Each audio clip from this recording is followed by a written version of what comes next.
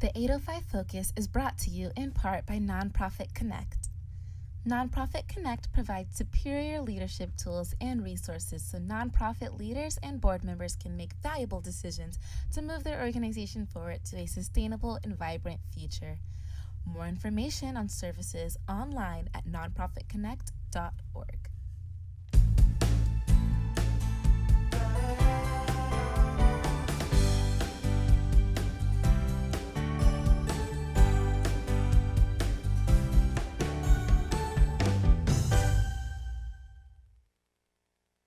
Welcome to 805 Focus. I'm Dr. Cinder Sinclair with Nonprofit Connect, and we will be bringing you the latest on your favorite nonprofits. So get ready to be inspired. Our special guest today is David Rojas, and David is the Director of Music Programs at the Turner Foundation. Welcome, David. Thank you for having me, Cinder. Oh gosh, you have something wonderful going, and I know it's really in the startup phase, but we want to hear all about it. In fact, isn't it called Music and Imagination? Yes, Turner Foundation Music and Imagination Program, also known as TFMI. Turner Foundation, we've been around since 1958. We're a multifaceted organization. We provide resources to senior citizens, low-income families. We have a scholarship program and a foster program where we have youth coming from coming out of the foster system into this program that allows them to thrive as adults. But my favorite program is the Music Imagination Program, and so that allows me to just kind of facilitate meaningful experiences for young people through music.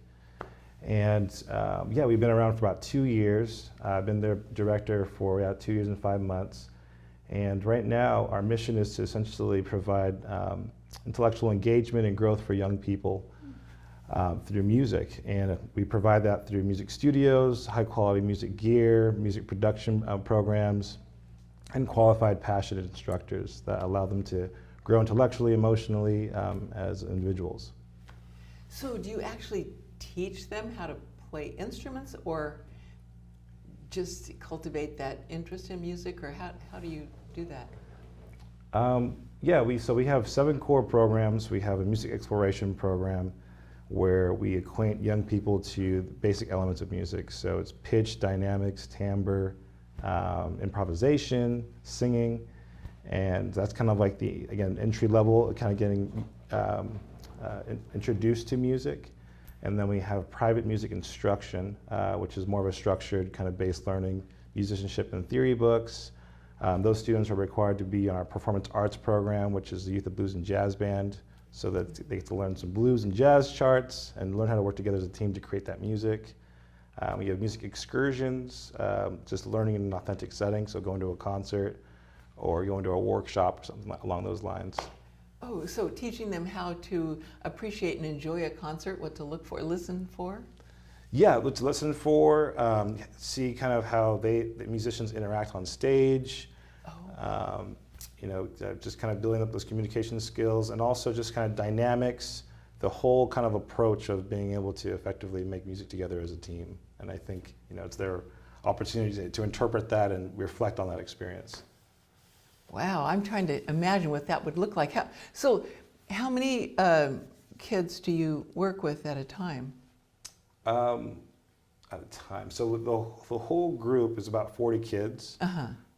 So depending if it's an individual one-on-one lesson, it'd just be one student, or if it's a group kind of workshop-based approach, which is like music exploration, that'd be about 10 kids coming together learning about, again, the basic elements of music. And then we have our Youth Blues and Jazz Band that's usually about between 4 to 6 kids in those bands. So depending on the actual offering, it kind of varies in the group of kids that we're serving at that moment. So do the kids tend to have, some type of music or area of music that they really want to pursue, or do they just show up and say, yeah, I like music, I want to learn about it? I think so. The music exploration course allows those kids to kind of see, how to effectively combine those elements to create music. And I think through that experience, what happens is they come to us and say, hey, I really was fascinated by learning piano. Do you think I can take lessons? It's like, okay, yeah, let's talk to your parents and let's figure out, a schedule that you can commit to and kind of start that journey into, becoming a musician. And if they already are playing music, they can also ask to be part of our private instruction program as well.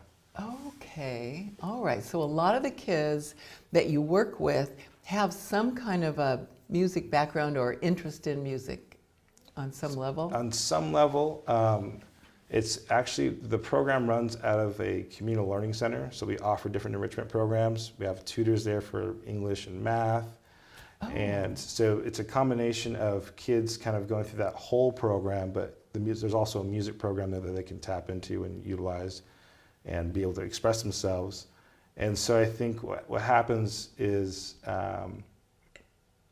the younger kids, the K through 12, they do the music exploration, and then they can stay there and just keep learning about music in a fun kind of unstructured way. Mm-hmm. But through that experience, I think what happens is they become fascinated by it and want to know more, and so they ask those questions. Yeah. So it's an organic thing. You just know it's going to happen, and it's just going to look a little different with each child, with each kid. Yeah, we're just trying to nurture that interest depending on what they let us know. That is great. Yeah. So I know you're just starting up. Are you in one school or not really in a school? They come to a certain location, or how does that work? Great question. So the model that we have right now for the Turner Foundation is we actually have 2 apartment complexes that we operate in, and each one has a community learning center, and I think has about 60 units at each one. So it's geared, it's to serve low-income families, and we specifically serve those families' youth. And so the cool thing about this model is they come to the center, they go for programming after school, and then they can just walk home right after we're done. It's really easy for the parents, not have to worry about picking up their kids from school.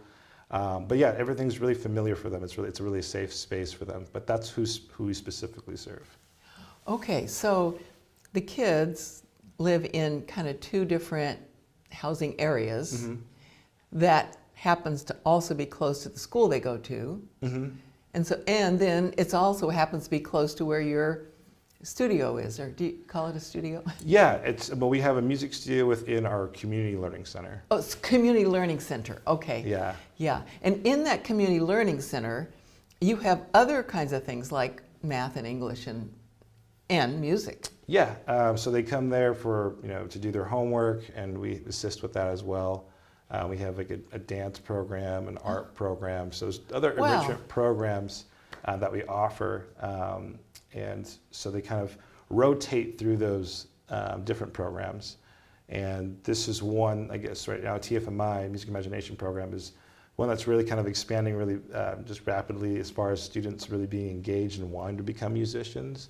Oh.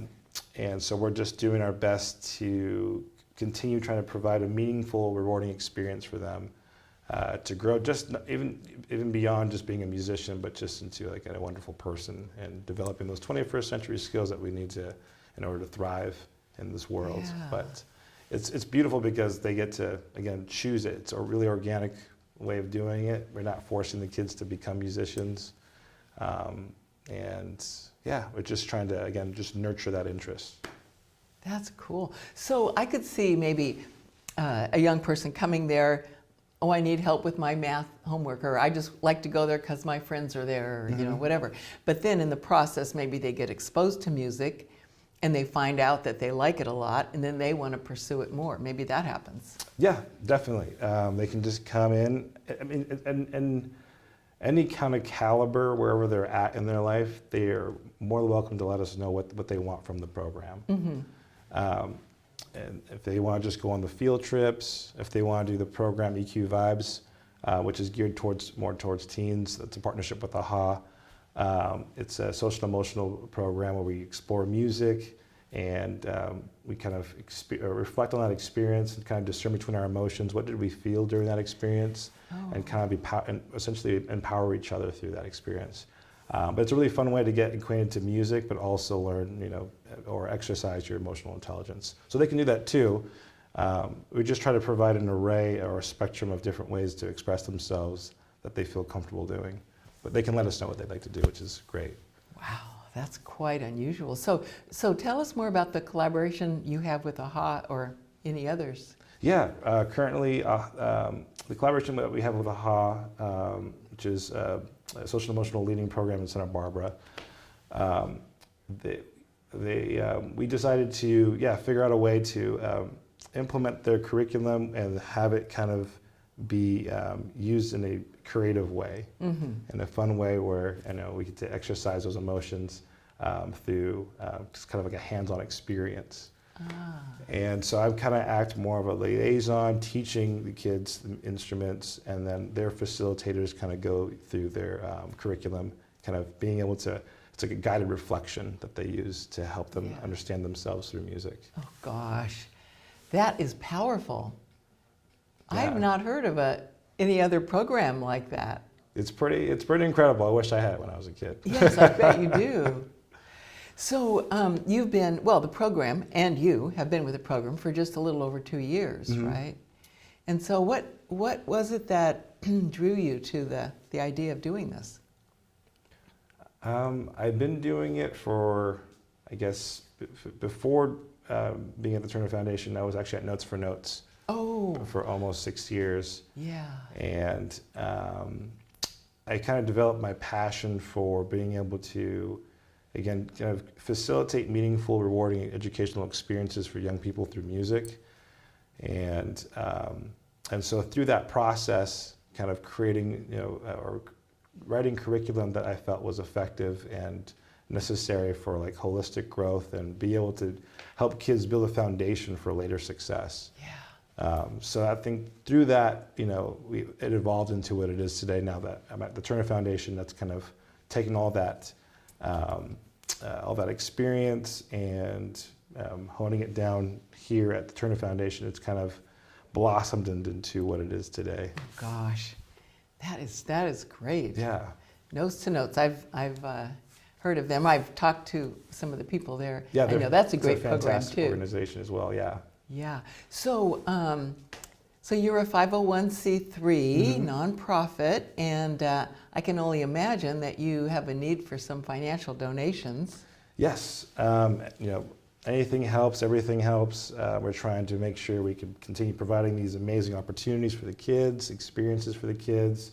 Our main thing right now is to develop, continue creating a payroll budget so that we can hire more qualified staff that are wanting to push that mission to really nurture the arts and change the world in a positive way through music. And that's kind of what our goal is at the moment. Is fortunately we've had a lot of support from Sonos, Santa Barbara Bowl Foundation, DW Drums, TV Shield.